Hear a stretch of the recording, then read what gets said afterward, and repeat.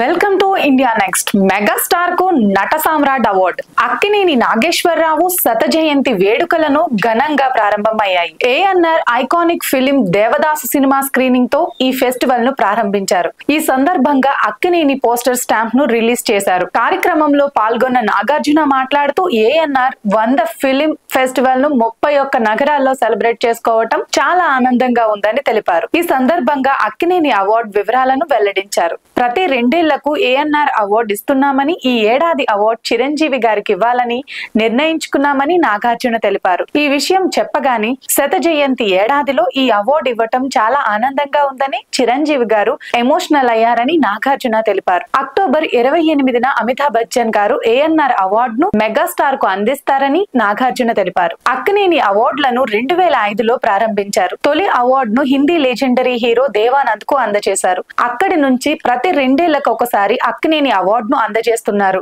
షబానా ఆజ్మీ, అంజలి దేవి, Vyjayanthimala, Lata Mangeshkar, K Balachander, Hema Malini, Shyam Benegal, Amitabh Bachchan, SS Rajamouli, రేఖ వంటి వారు అక్కినేని అవార్డులను అందుకున్నారు.